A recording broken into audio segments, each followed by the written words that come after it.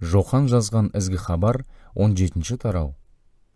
Иса осын айтқаннан кейін аспанға қарап былай деді: Әке, уақыт жетті. Рухани ұлыңды ұлылыққа бөлей көр. Сонда мен сенің ұлылығыңды көрсете аламын. Себебі сен маған берген адамдарыңның бәріне мәңгілік өмір сыйлауым үшін күллі адамзаттың билігін менің қолыма тапсырдың.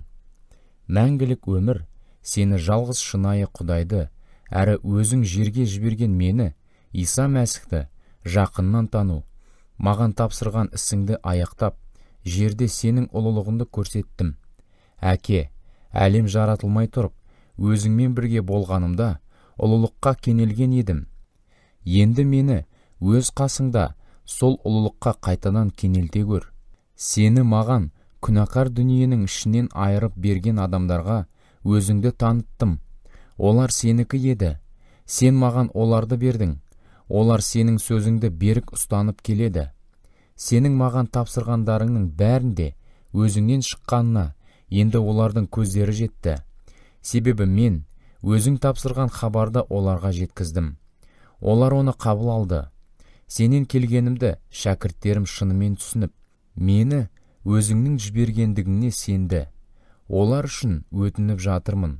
Саған бағынбайтын дүние үшін емес, өзің маған берген шәкірттерім үшін өтініп жатырмын. Себебі олар сенікі. Менікінің бәрі сенікі. Сенікінің де бәрі менікі. Бұл адамдар арқылы менің ұлылығым көрініп тұр. Бұдан бұлай мен осы дүниеде қалмай, саған бара жатырмын. Бірақ олар осы дүниеде қалады. Киелі әке, маған берген есіміңнің құдіретімен шәкірттерімді қорғай көр. Екеуміздің бір тұтас екендігіміздей, олар да бір тұтас болсын. Мен қастарында болған кезімде, оларды сенің маған берген есіміңнің құдіретімен қорғап, аман сақтап жүрдім. Құрып кетуге тиісті адамнан басқа бірде біреуін жоғалтқан жоқпын. Киелі жазбада сол адамның істейтіні туралы айтылғандар орындалу үшін осылай болды. Ал енді саған бара жатырмын. Бірақ менің қуанышым толығымен шәкірттерімнің де қуанышы болсын деп, осы сөздерді әлі де жерде жүрген кезімде айтып тұрмын. Бұларға сенің хабарыңды білдірдім. Күнәкар дүние оларды жек көріп келеді. Себебі менің осы дүниелік еместігім сияқты, бұлар да сондай емес. Сенен оларды осы дүниеден әкете көр деп емес, Әзәзіл шайтаннан қорғай көр деп сұрап тұрмын. Менің осы дүниелік еместігім сияқты, бұлар да осы күнәкар дүниенің адамдары емес. Оларды шындығың арқылы өзіңе бағыштап, таза жүргізе көр. Сенің сөзің шындық. Мені осы күнәкар дүниеге жібергеніңдей, мен де бұларды осы дүниеге жіберемін. Сенің шындығың арқылы олардың да өзіңе бағыштаулары үшін мен өзімді оларға бола саған бағыштаймын. Мен бұлар үшін ғана емес, олардың айтқандары арқылы маған сенетін барлық адамдар үшін де өтініп тұрмын. Әке, мені өзіңнің жібергендігіңе, адамзаттың сенуі үшін, сенің менімен, менің де сенімен тығыз байланыста тұрғанымыздай, сенушілер де екеуімізден тығыз байланыста тұрып, бәрі бір тұтас болсын деп өтінемін.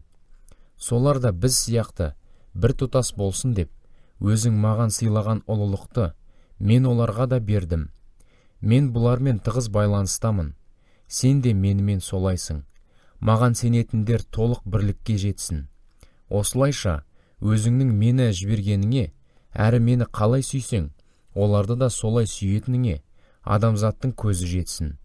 Әке, маған тапсырған адамдарыңның өзім болатын жерде болуларын және өзің маған сыйлаған салтанатты ұлылығымды көрулерін қалаймын. Бұл ұлылығымды сен маған мені сүйгендіктен әлем жаратылмастан бұрын-ақ сыйлаған едің. Әділетті әке, осы дүние сені түсінген жоқ, ал мен сені түсінемін. Мені өзіңнің жібергеніңе шәкірттерімнің көздері жетті. Маған деген сүйіспеншілігің солардың ішінде де болсын, және өзім де олардың өмірлерінен орын алайын деп оларға сенің қасиеттеріңді білдірдім, және білдіре беремін де.